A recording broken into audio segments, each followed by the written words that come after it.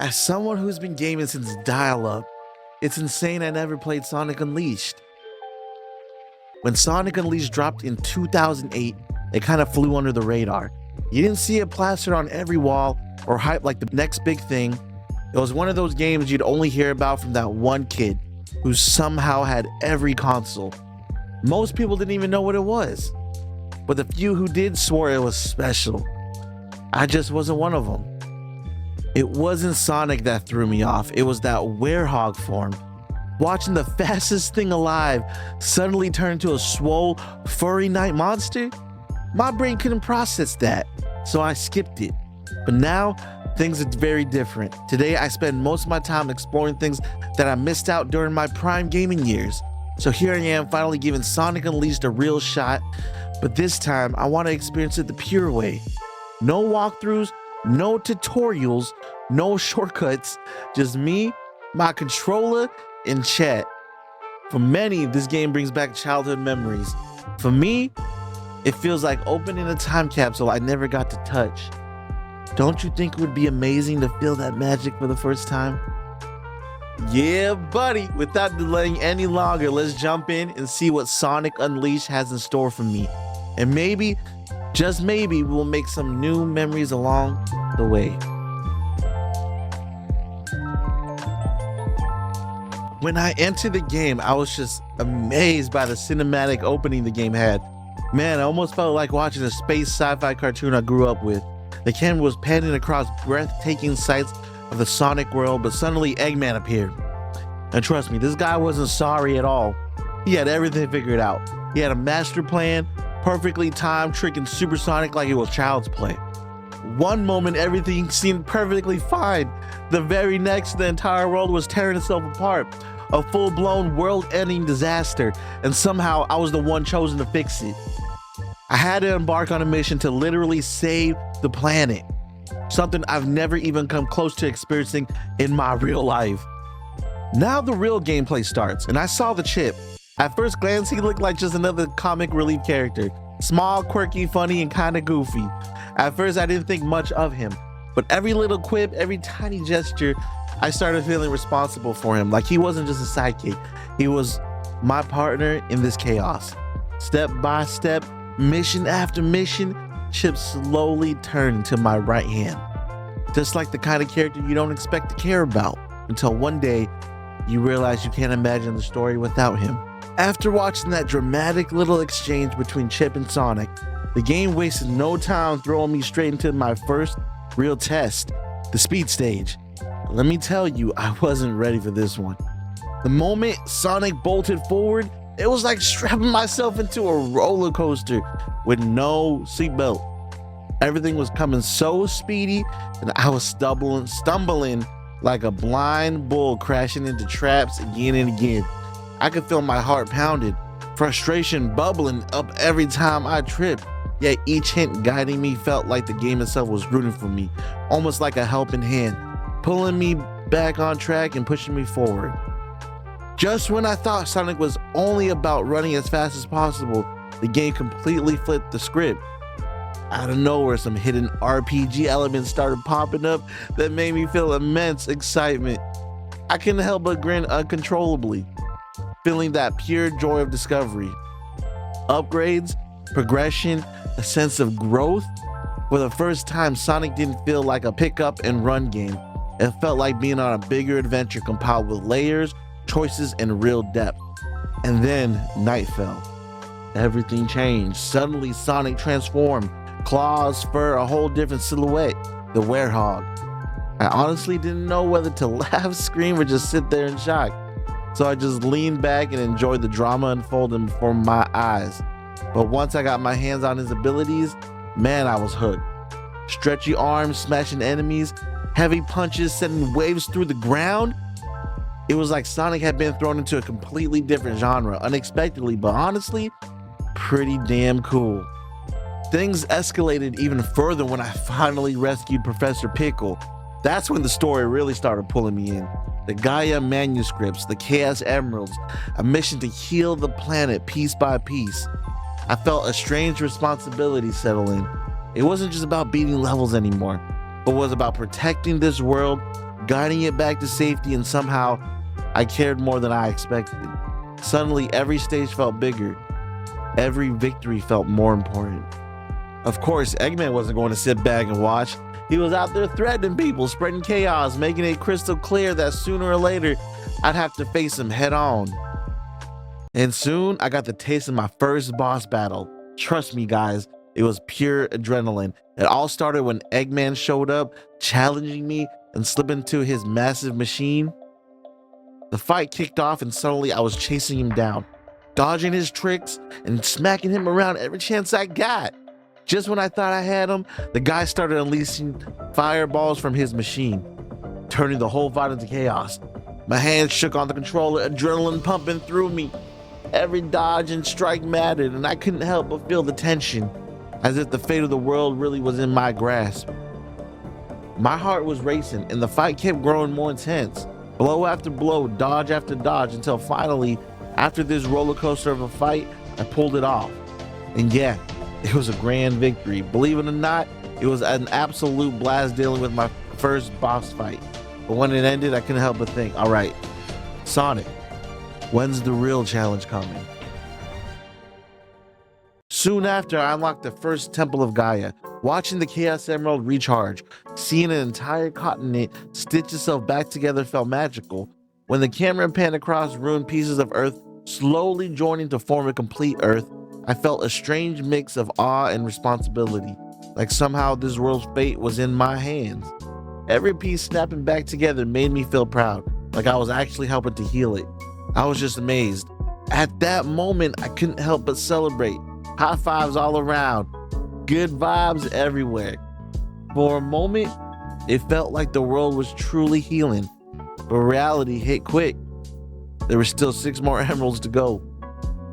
Without thinking too much about the results, I kept pushing forward, and the game kept rewarding me with cool stuff. My first traversal gear, the ground stop, it made me super excited that, yeah boys, now I can finally stomp the ground like a superhero. I felt unstoppable. Until the game humbled me with my first bad rank, a big ugly D. Ouch. But just when I was sulking, Amy showed up. Seeing her for the first time in this adventure and Sonic actually blushing in her presence was one of those wholesome little moments that made me grin. I found myself silently rooting for him, wishing he'd just say something back. It felt personal, like I was experiencing his little joys and awkward moments right alongside him. But yeah, in true Sonic fashion, it played out exactly like that. Then came Chun-Nan, the China-inspired hub. The music, the lanterns, the vibrant streets all felt so alive, so warm. I couldn't help but slow down for a moment, just soaking it all in. As an Asian gamer, there was this weird little joy of being back in a place that felt familiar, even in a game. Every lantern, every street, every melody felt like it was welcoming me back. I wandered around, chatted with the NPCs, explored every nook and cranny, and honestly, I found myself vibing to the soundtrack instead of rushing to the next mission. Every step was beautiful and every melody just felt right. The moment I was busy vibing in the game, it made me realize that progression isn't free. Sun and Moon medals suddenly became the gatekeepers. At first, they were just fun collectibles, but when I realized they were crucial to move forward, I couldn't help but feel a little frustrated and honestly a bit challenged. It was one of those moments where the game made me reflect on patience and persistence. Anyway, there's always a scope of improvement. I promised myself I'd come back stronger. As the game progressed, I found myself back in another fast-paced Sonic ride. Sometimes Sonic just teaches you to stop whining and go fast. And with the wind rushing past and every jump and dash making my heart race, it all clicked. I could feel the exhilaration of the speed, the joy of being completely in the moment. That's the heart of Sonic. That's why people love this blue hedgehog. Of course, that didn't mean the grinding stopped. The game tested my patience at every turn. Hours of hunting for medals, backtracking through stages, checking every corner. It pushed me to my limits, but the payoff was worth it. Finally, after what felt like an eternity, I snagged the last moon medal. And yeah, it was the perfect timing too, because the next boss was waiting.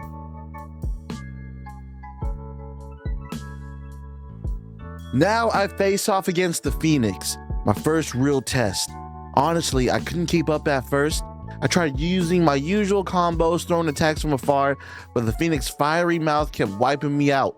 My heart sank each time. I failed, a mix of frustration and determination flooding me.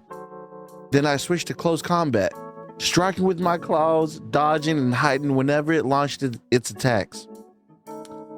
Even when my throws connected, the Phoenix would recover and keep coming.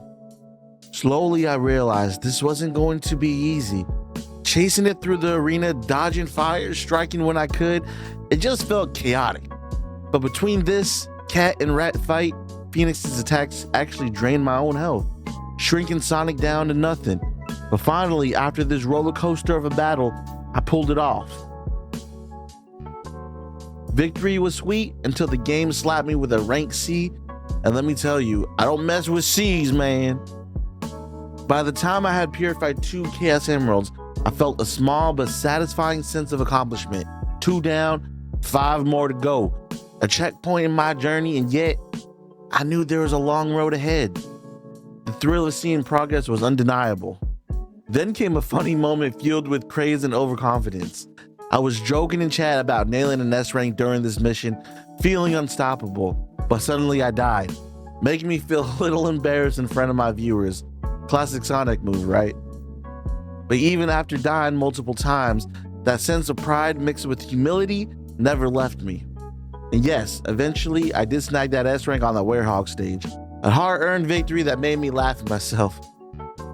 While grinding for medals, I got some crucial help from the chat. They guided me to a medal I was struggling to find, tucked behind a gong.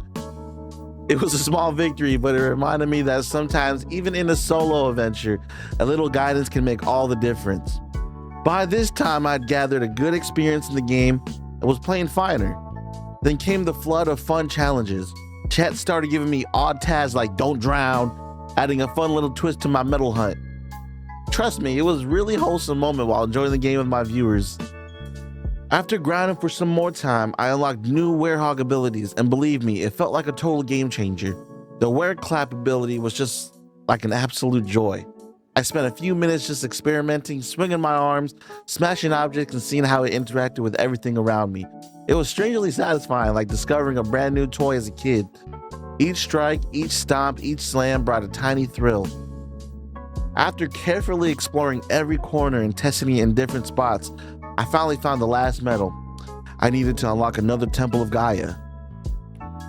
The anticipation of purifying the next Chaos Emerald had my heart racing like never before. After talking to Professor Pickles, I opened up the next temple, and yes, it was finally time for another boss battle. The fight was intense, with me chasing him down, striking whenever I could, dodging his moves, and feeling every hit land. But honestly, it felt slightly easier than the Phoenix. Each attack did some damage, though not enough to make it overly punishing. Still, my focus was razor sharp, heart racing with every dodge and counter. When it finally ended, the 3rd Chaos Emerald was purified, another victory unlocked, and yet the story continued to pull me in deeper, keeping me hooked for what was next. It had been almost 6 hours into the game when I stumbled upon this one weird NPC. His dialogues were a little glitchy, broken, and almost unsettling. And then out of nowhere, he said, "Sorry." I froze for a second, stared at the screen, and burst out laughing like, "What? Sorry?" After spending so much time in this world, moments like these hit different. They remind me why I love games like this. And yeah, even the strangest encounters somehow add personality to the world. By this point, something unexpected happened. I'd heard so many people complain about the Werehog stages, but when I finally played them myself, I actually started enjoying it. Even though it was my first time experiencing this mode, there was something oddly satisfying about it. The rhythm, the heavy punches, the smooth flow, everything just clicked.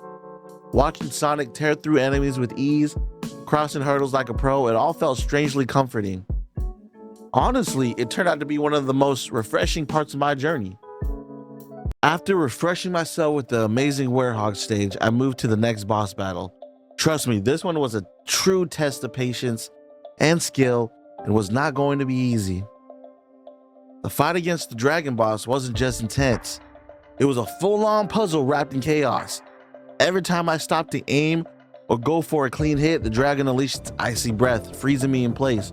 I tried rushing in, but the moment I got too close, it struck back mercilessly. And guys, the moment when I picked up one of those ice cylinders that exploded in my own hands was honestly hilarious. I just laughed there thinking, how can I freeze myself? Still, after a few failed attempts, I began to notice a pattern. I realized that freezing the smaller dragons first, using their cylinders strategically, could create an opening to damage the main boss. Slowly, with timing and precision, I started landing those perfect throws. Even though I got frozen more times than I'd like to admit, the plan finally worked. When that massive dragon finally went down, I felt a great sense of relief. The satisfaction of purifying another Chaos Emerald after such a battle was beyond words. The moment when I was holding another piece of the world's fate in my own hands made every freeze, every retry worth it. But as I held that shiny emerald, a thought crossed my mind. Where's Knuckles? Why isn't he helping purify these Chaos Emeralds? I mean, isn't he supposed to be their guardian? The silence around that question lingered for a moment, but there was no time to dwell on it. After the fight, a short cutscene rolled in, and it was the Eggman, as usual, plotting something big. Watching him laugh in his smug little way made me realize that no matter how many emeralds I purified, he wasn't going to stop. His schemes were only getting darker, and I knew I had to stay a step ahead. After that Eggman show, I was thrown into a fight with the mini boss. And trust me, the battle got me crashing out for a moment. At first, I thought it was going to be an easy win, but it turned out to be a real head-to-head fight. I was landing some solid hits, but the mini boss wasn't backing down either. They kept throwing me around every now and then. Still, after a few close calls, I finally managed to take him down. In the end, it was an easy win, just not as easy as I expected. When I finally defeated the mini boss, the soothing opening theme of the game started playing, and it instantly lifted my mood. I loved that song so much that I started considering it my #1 track. While vibing to it, someone in the chat tried to remind me to upgrade the life bar, but I refused. I didn't want to make the game easier than it already was. I wanted the raw experience, the pure grind, and the satisfaction of progress earned the hard way. Falling, dying, fumbling, and all added to the immersion. As the game progressed, I decided there was no time to waste. I had to lock in and grab those medals to move forward, but within minutes I kept falling, dying, and asking myself, wait, what happened to being locked in? It was a total roller coaster. Fighting enemies, sprinting across skyscrapers, and trying to survive the chaos. Although I crashed out hard in the beginning, once I got into the rhythm, I fought back stronger and finally cleared the challenge. Now it was time for another boss fight, but this one was different. It wasn't about reflexes or fast attacks. It was a puzzle-based challenge that tested my brain more than my speed. At first, I explored the arena trying to figure out how to approach the fight. Then it clicked. I didn't need to attack the boss directly. Instead, I had to place these boxes in the right spot. Every time I moved the boss reacted, until finally, with the box placed in the right place, it exploded on its own. That moment of realization and satisfaction of solving the puzzle made the victory feel incredibly rewarding. And when Sonic quipped about knowing little girls with hammers, I finally clicked that it was Amy. With this, another mystery solved, another emerald purified, another piece of the story revealed, and my emotional connection to the world grew even stronger. After spending almost 10 hours in the game, I'd collected 120 sun medals. With this huge achievement, I finally reached the crown jewel of the game, the daytime Atabat dash stage. The stunning visuals, the breathtaking speed, and the pure thrill of Sonic Unleashed at its peak left me completely speechless. Now I'm at the Eggman again in the boss fight, and trust me, this time the fight was a wild ride. This time I just didn't have to hit, but also had to survive the terrain. Chasing him across high, hilly platforms meant one wrong jump and it was instant death. I had to sprint, dodge, and keep Eggman within striking distance while carefully watching my footing. Still, after a long, thrilling chase, pounding him relentlessly, I finally took him down. The satisfaction of another victory and purifying the 6th Chaos Emerald hit differently this time. Along the way, I lost count of how many emeralds I had purified, but knowing that it was the 6th made it feel monumental. Just one more to go. And then it clicked. I asked myself, is Chip really part of Gaia in some way? Turns out I was right. Chip wasn't just a quirky companion, but was Light Gaia, the counterpart to the Dark Gaia we were fighting. As he shared his lore, I felt a wave of empathy and connection. This small character, who had seemed so comic and lighthearted at first, was actually pivotal to the story. As the game moved towards its climax, Eggmanland finally appeared. Walking into the stage felt like a stepping stone into a massive red lobby alive with details and chaos. Even Sonic seemed to pause for a moment, snapping a photo of the surroundings, and I couldn't help but chuckle at that little gesture. I just sat back, watching in awe, taking in every detail and feeling the scale of what was ahead. And once I purified that last Chaos Emerald, the true challenge began. Curing the world. Now I'm at the Eggman in the final showdown. Trust me, it was flashy, chaotic, and absolutely exhilarating. Eggman looked more powerful than ever, forcing me to stay on my toes, dodging, chasing, and striking with precision. Every hit mattered and every misstep could be costly. But yeah, after countless attempts, narrowly avoiding his tricks and carefully punishing openings, I finally managed to take him down. The rush of finally seeing Eggman defeated after all that struggle was pure satisfaction. But then I came face to face with Dark Gaia, up close, massive, and terrifying. It wasn't like anything I've ever encountered before. The sheer scale and power left me in awe and on edge at the same time. After the Dark Gaia appearance, playing as Chip in the temple-driven sections added a fresh perspective, making me feel both vulnerable and important.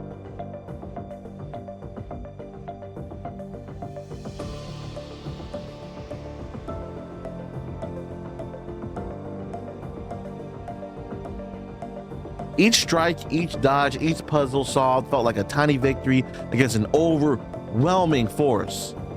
The stakes were higher than ever, and every moment kept my heart racing.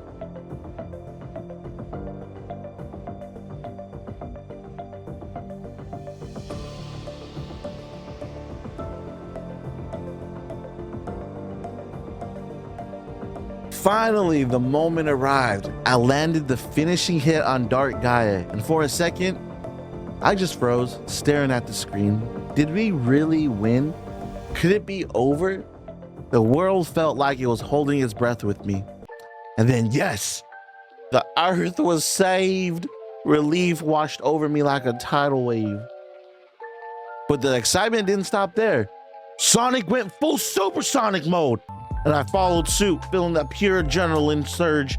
It was supposed to be epic, and it mostly was, though not exactly as planned. Chat jumped in to guide me through this tricky phase, giving tips and cheers that kept me focused and calm even as the chaos unfolded. As the fight went on, I got so close to finishing the battle, but then Chip, my tiny companion on a timer, died. I felt a spike of frustration and guilt. How could I take it out on him? He had been there from the very start, guiding me and helping me, and now he was gone. That loss hit harder than any in-game failure I'd faced before. Then came some quick events combined with surprises and suspense without warning me at all. Firstly, I hesitated, but yeah, I was successful in nailing that too. Every input mattered, every reaction was crucial, and finally, after a grueling, exhausting struggle, we did it. We saved the world. The sense of accomplishment was overwhelming. Took a moment to reflect. Eggman had gotten terrifyingly close to destroying everything, and it could have ended so differently. Respect had to be given to him as he was a worthy adversary this time around. But the victory was bittersweet. Seeing Chip gone was painful. He wasn't meant to live forever, yet his journey with me had been unforgettable. The world was safe, the story completed, and the bond with the characters, especially Chip, left a lasting mark. As I put the controller down, reflecting on the journey, I realized Sonic Unleashed wasn't just a game.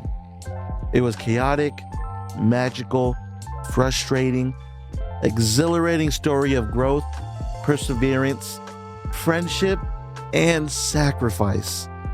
Every speed stage, every Werehog night, every boss fight, and every medal earned had made me care about this world, its characters, and my own journey through it. It was just amazing. And just like that, the journey is over. The world is saved, the Chaos Emeralds are purified, and Chip, well, he did exactly what he was meant to do. I won't lie, seeing him go hit harder than any boss fight. If you're like me, finally trying this game years later, take it slow. Enjoy the chaos and don't skip a single quirky moment. Sonic Unleashed is one of those games that stays with you long after the credits roll. Sonic's tired, I'm tired, but hey, we made it. Drop your favorite chaos moment in the comments, hit sub if you vibed with the grind, and remember, no matter how dark it gets, keep running toward the light.